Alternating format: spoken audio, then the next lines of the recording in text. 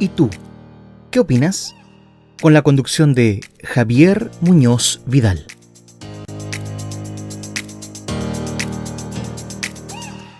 Estamos ya de regreso en este ¿Y tú qué opinas? Hoy martes 17 de agosto. Estamos compartiendo la conversación con el profesor de historia Ernesto Fernández de Cabo Arriado, además de profesor investigador, y hemos conversado ya en el primer segmento del programa sobre algunas de sus investigaciones. Especialmente iniciamos la conversación sobre el libro de los españoles en Magallanes y algunos datos también sobre historia del golf.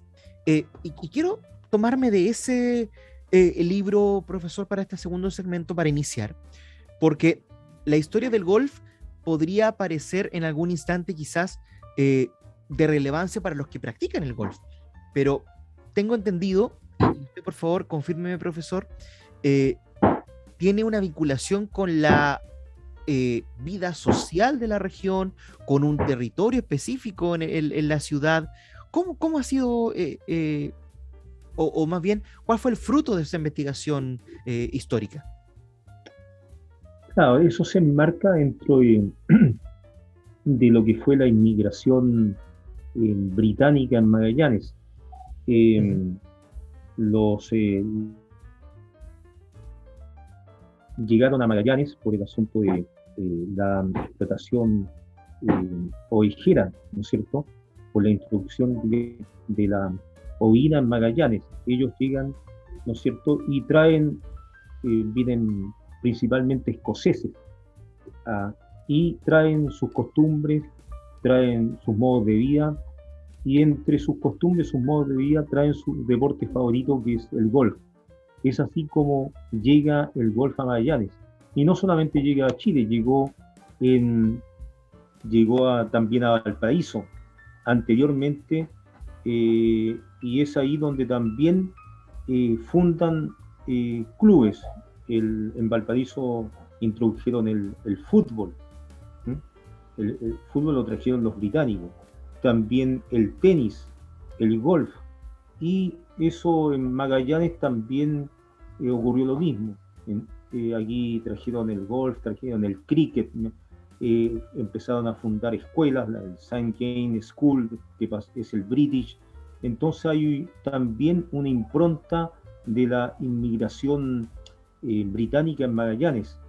Y bueno, la vía también se relaciona con la vía social, era un reducto muy pequeño y ellos, como te digo, fundaron el golf, y hay un barrio que lleva el nombre, Barrio del Golf, en las Así Naciones, es. ¿no es cierto? Es porque ahí justamente estaba la antigua cancha de golf y que perduró el año 1918 hasta el año 1972, donde se fue y se trasladó al kilómetro 5,5 sur, y ahí también se pudo continuar el golf en Magallanes. De manera tal que empecé a investigar quiénes habían iniciado, habían fundado el club, cómo se desarrolló esa vía en Magallanes, cómo fueron introduciéndose en el club los criollos, los chilenos, porque era un reducto exclusivo de británicos, y en el año más o menos 50 empezaron a llegar los primeros chilenos criollos al club, y cómo fueron recibidos por los británicos. Es así, por ejemplo, que el primer presidente no que fue Alfonso Robles, que fue un doctor, un destacado médico, fue el primer presidente no británico, no inglés. Y de ahí en adelante empezaron a poder incluir, meterse, por ejemplo, chilenos, qué sé yo, y poco a poco el inglés van quedando muy poquitos descendientes. Pero el trabajo fundamentalmente es cómo se vivió, cómo se desarrolló, cómo perduró porque hay deportes que se han ido extinguiendo, han tenido menos fuerza. El ciclismo, por ejemplo, este deporte pudo perdurar y hoy día estamos en un muy buen pie. Los amantes al golf lo seguimos practicando y queremos que, ¿no es cierto?, se integre más gente. Qué bueno que hace mención de deportes que aunque aún la gente practica, se perdió la disciplina y el trabajo también asociativo, porque una cosa es la práctica personal de un deporte o colectivo, depende del caso de la cantidad de integrantes en cancha o donde se practique, pero otra cosa es la asociación, porque uno podría decir, pero si ciclismo hay en Magallanes, la gente anda en bicicleta todos los fines de semana, pero no es lo mismo el tomar una bicicleta y hacer una vida de senderismo o de caminos personales que una asociación de ciclismo probablemente tal. ¿Nota también esa diferencia en el caso del golf, de que quizás se ha mantenido la región tan fuerte gracias a este club de golf en sí mismo? Claro, tenemos la suerte, digamos, de poder ser rama del Club Naval de Campo Río Ciervo. Entonces también el apoyo de la Armada de Chile ha sido fundamental. La verdad que sí, hay un dato muy, muy curioso. En el mundo hay más golfistas que futbolistas, porque una cosa es ser futbolista, practicar el deporte, y otra es ser simpatizante de un deporte. En el caso del golf, los que se meten en el golf son fundamentalmente jugadores, o sea, lo practican. Claro. No es lo mismo estar viendo un deporte, yo soy futbolista porque veo un partido de fútbol o porque voy a ver al estadio a mi equipo favorito, que en realidad practicarlo. Y eso yo creo que es la diferencia entre unos deportes y otros. El golf ha tenido mucho arraigo en general, y ahora más que todo porque tenemos dos figuras a nivel mundial que son Joaquín Niemann y Mito Pereira, que juegan en la PGA, la máxima liga mundial, y casi nos traen una medalla en los últimos Juegos Olímpicos. Hace un par de días miraba la crítica que se puede hacer al proceso de los últimos Juegos Olímpicos y te están llamando. Sí, no, ahí no corté. Ahí, repite la pregunta. Hace un par de días atrás miraba la crítica que se hace por la no presencia de medalla en el último proceso de los Juegos Olímpicos. Y me llama la atención también la crítica, siendo que en nuestro país, en lo que es la generalidad de los Juegos Olímpicos, son pocas las preseas que se han traído, y quizás por el poco apoyo estatal, por la poco trabajo sostenido, etcétera. Pero parece que nos habíamos acostumbrado en alguna disciplina, y perdón que lo saque un poco del tema, pero parece que nos habíamos acostumbrado en alguna disciplina a sacar como trofeos y galardones en el último tiempo, que ahora sorprende no sacar nada. ¿Qué opina usted sobre ese punto? Disculpe que lo saque de la... Efectivamente, lo que pasa es que hay dos cosas que son fundamentales. No hay una política como la tienen otros países en pro del deporte. Aquí el deportista, la verdad es que tiene que hacer un tremendo esfuerzo para poder competir, para poder solventar su carrera. Y el apoyo del gobierno, el apoyo del Estado es mínimo. También hay en la malla curricular en los colegios, la educación física está como en segundo plano, 2 horas nomás semanales, y en otros países no, en otros países la educación física es tremendamente importante y le asignan mucha importancia, y y es ahí donde radica el asunto del por qué ha decaído mucho el deporte en nuestro país. Por otra parte, queremos traer medallas, pero es un trabajo semi-profesional. Yo lo veo, por ejemplo, el golf ha trabajado bastante bien porque ha creado el Golf Action en 1996 con niños.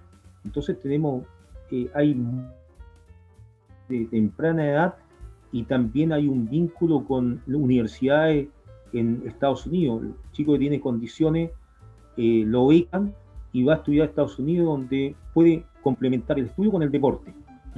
También hay un avance en algunos deportes, por ejemplo el básquetbol, y en fin, que han trabajado bien en los últimos años. Así y todo, no tenemos resultados porque estamos años luz con las políticas,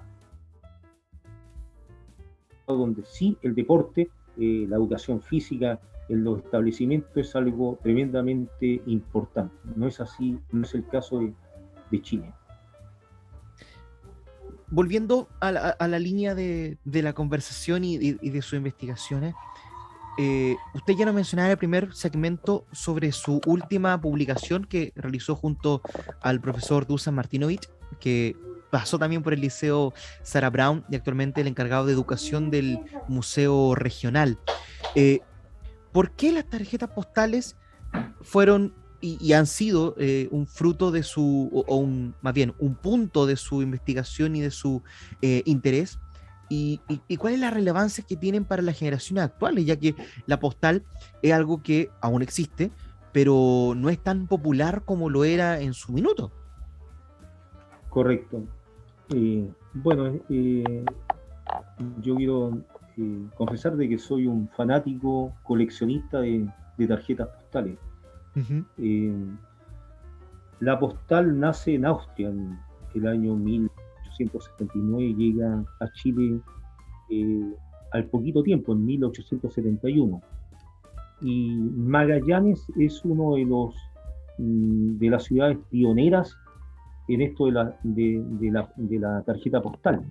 Es así, por ejemplo, que en el año 1898 se editan las primeras tarjetas postales en Magallanes, y con propias, la venida de muchos propias, sí, con muchos inmigrantes, Magallanes, con la fuerte inmigración, vienen fotógrafos del extranjero, y ellos la verdad es que nos dejan un rico testimonio de cómo era la ciudad, sacando fotografías a los paisajes, a los glaciares, a la vida urbana, rural, y es así como tenemos un rico patrimonio en la tarjeta postal.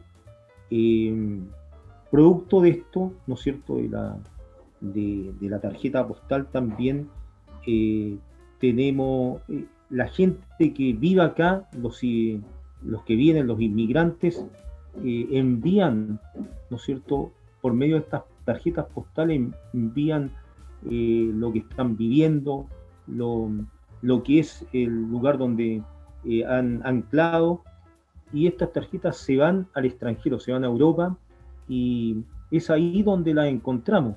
Entonces me di el trabajo de traer postales del extranjero, de Europa, por medio de eBay, ¿no es cierto?, las rematamos y las traemos porque creo que ese patrimonio que está en los países, en Europa, qué sé yo, nos pertenece. Entonces no hay muchos, pero los coleccionistas siempre estamos buscando algo que nos puede interesar. Es muy bonito ver cómo era Magallanes, cómo era esta zona a inicio del siglo XX y cómo es ahora. Entonces la tarjeta postal también te entrega mucha información, la forma como se trataban las personas, por ejemplo, cómo trataba una polola, ¿no es cierto?, se trataban de usted con mucho respeto. Entonces tú puedes sacar algunas, ¿no es cierto?, conclusiones, puedes ver cómo hay una postal muy, muy simpática y dice, esto es lo mejor del pueblo. Y vemos a Punta Arenas con unas casitas, entonces la postal te entrega mucha información. Es un rico documento del pasado. Profesor, en el siglo XX, entonces, ¿qué pasa con las postales para Magallanes? Es un periodo muy, muy interesante porque aquí encontramos a muchos editores de tarjetas postales, muchos fotógrafos. La fotografía va unido obviamente con la edición de tarjetas postales y encontramos a fotógrafos como Cuesni, como Cándido Veiga, que era un español, ¿no es cierto?, que también contribuyó con fotografías de la vida social de Magallanes, muy importante. Tenemos a Franciscovich, que editó cualquier cantidad de Handel, y muchos otros, de manera tal que entre 1900 hasta, yo diría, 1950, cultural y patrimonial de las vistas de Magallanes, de la vida rural, urbana, también de paisaje, de los glaciares, qué sé yo, que sirve para también la investigación científica. En el año 30, por ejemplo, la FASH también contribuye con un set de tarjetas postales, de fotopostales, que son más o menos 120, y es muy, muy bueno para poder un periodo importante de Magallanes. Tenemos también a Esteban Polish, es decir, para que te des cuenta, hay más de 50 editores de tarjetas postales, unos más prolíficos que otros, pero es un tema muy, muy interesante. Y cuando estamos... Magallanes fue pionera de las tarjetas postales.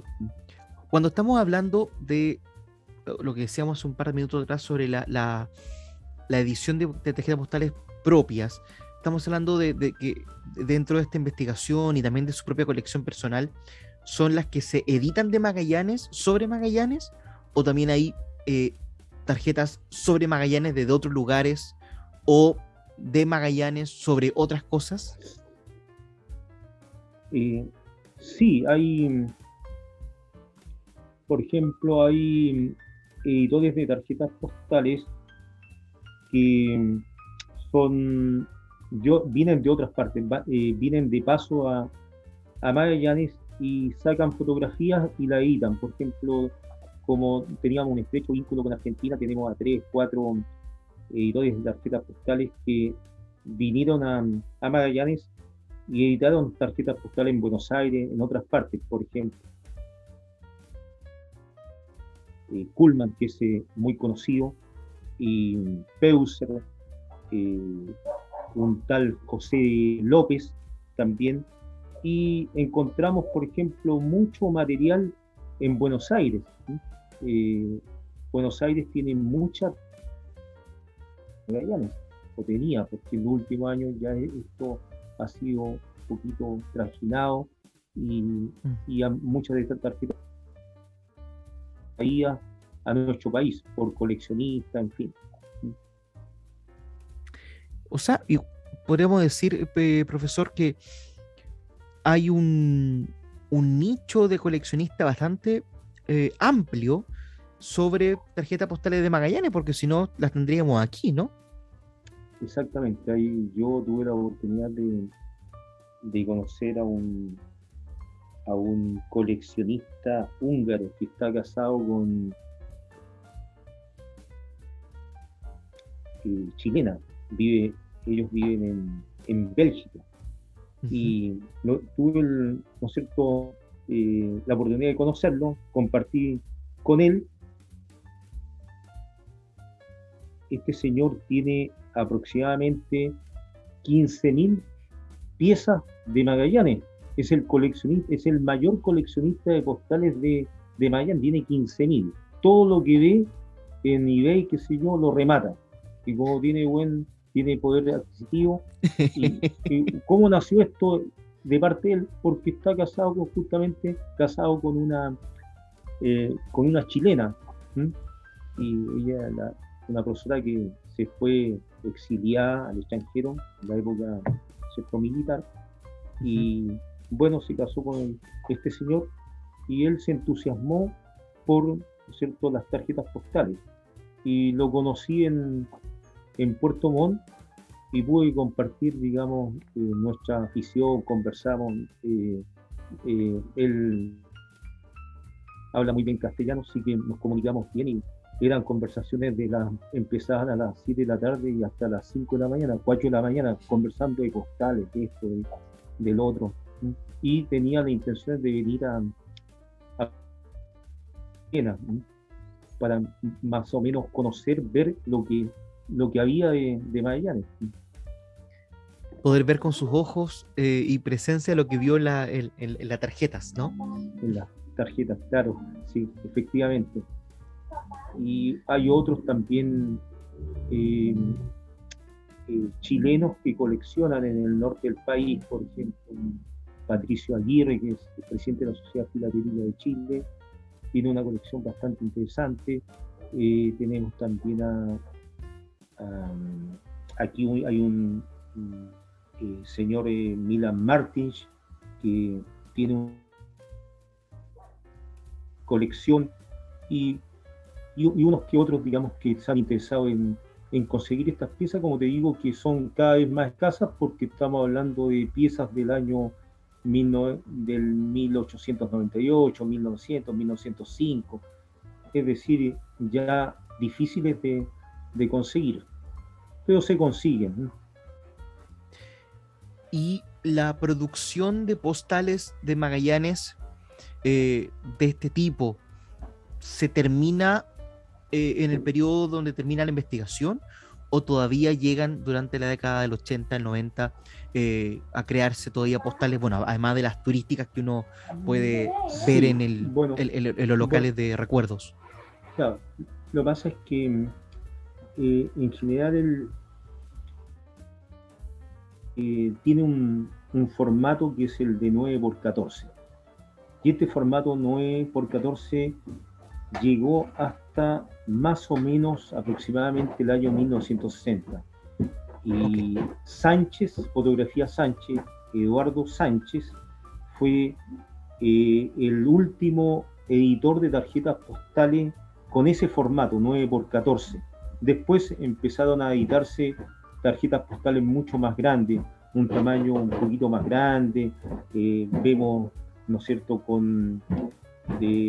por ejemplo, 15 por 18, otros formatos, pero esto era un formato estandarizado a nivel mundial, que, como te digo, va desde el año 98 hasta el año 1960. Las últimas postales, ¿no es cierto?, la editó Sánchez, y que todavía uno las puede ver en algunas casas comerciales, algunas de color muy bonitas, que respetaron el formato 9, como te digo, el formato 9x14.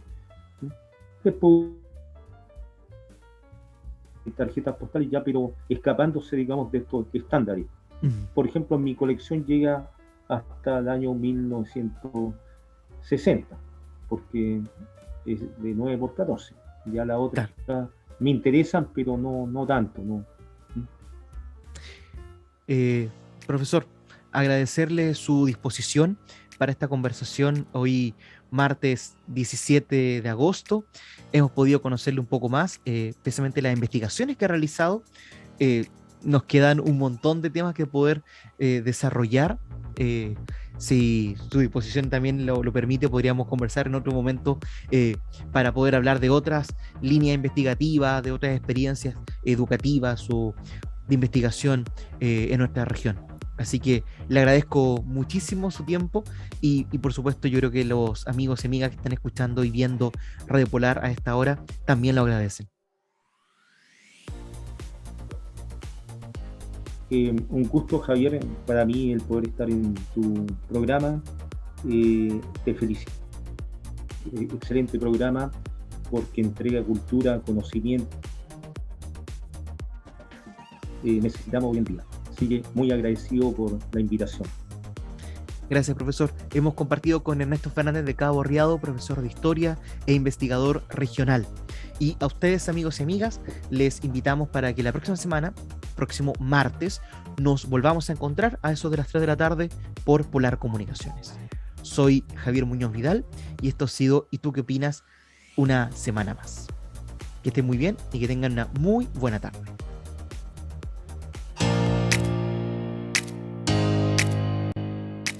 ¿Y tú qué opinas?